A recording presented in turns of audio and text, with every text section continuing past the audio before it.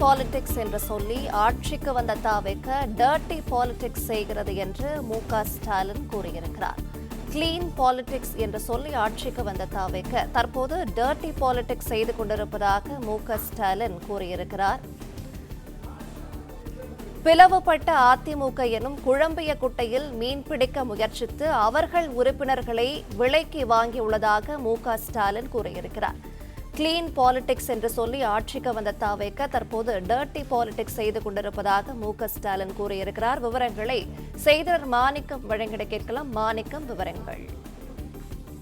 தமிழக வெற்றிக் கழகம் ஆட்சியின் மீது நம்பிக்கை வாக்கெடுப்பு இன்று தினம் சட்டப்பேரவையில் நடத்தப்பட்டது. இந்த நம்பிக்கை வாக்கெடுப்பின் போது திமுகவினர் வெளிநடப்பு செய்திருக்கிறார்கள். அதற்கு காரணம் திமுகவுடைய தலைவர் முன்னாள் முதலமைச்சர் மு.க. ஸ்டாலின் அவர்கள் திமுக எந்த சூழலிலும் தமிழக வெற்றிக் கழகத்தினுடைய ஆட்சி அமையவோ தொடரவோ 6 மாத காலங்களுக்கு எந்த ஒரு இடையூறும் செய்யாது என்ற ஒரு வாக்குறுதி கொடுத்திருந்தார். அதனை ஏற்று வெளிநடப்பு செய்வதாக குறிப்பிட்டிருந்தனர்.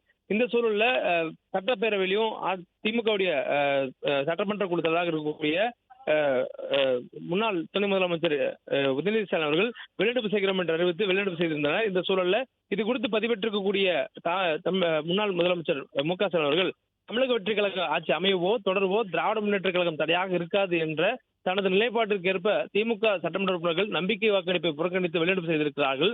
அதுபோன்று சட்டமன்றத்தில் இருக்கும் எங்கள் தோழமை இயக்க உறுப்பினரான சகோதரி பிரேமலதா விஜயகாந்த் அவர்களும் பேராசிரியர் ஜவஹர்லா, தமிழ் அன்சாரி, அதே போன்ற கொங்கண மக்கள் தேசிய கட்சியுடைய சட்டமன்ற உறுப்பினர் நித்யானந்தம் ஆகிய உறுப்பினர்களும் வெளிநடப்பு செய்துள்ளனர். அவர்களுக்கு தனது நன்றி என்று தெரிவித்திருக்கிறார். மேலும் இந்த பதிவுல கடுமையான விமர்சனங்களை தமிழ்நாடு முதலமைச்சர் விஜய் மீது வைத்திருக்கிறார். அதாவது கம்யூனிஸ்ட் கட்சி, மார்க்சிஸ்ட் கம்யூனிஸ்ட் கட்சி, இந்திய யூனியன் முஸ்லீம் லீக், விடுதலை சிறுத்தை கட்சி ஆகிய தோழமை கட்சிகள் தமிழ்நாட்டில் குடியரசுத் தலைவர் ஆட்சி வந்துவிடக் கூடாது என்ற எண்ணத்தின் அடிப்படையில் நம்பிக்கை வாக்கெடுப்பில் அரசுக்கு ஆதரவாக வாக்களித்தனர். அவர்கள் நிலைப்பாட்டையும் தாங்கள் மதிப்பதாக திமுகவுடைய தலைவர் மு.க. ஸ்டாலின் தெரிவித்திருக்கிறார். ஆனால் இந்த ஆட்சி அமைய வழிவகுத்த எல்லோரோட நம்பிக்கையும் சிதைக்கும் வேளையில தமிழக வெற்றிக் கழகம் இறங்கியிருப்பதாக ஒரு கடுமையான விமர்சனத்தை முன்வைத்திருக்கிறார்.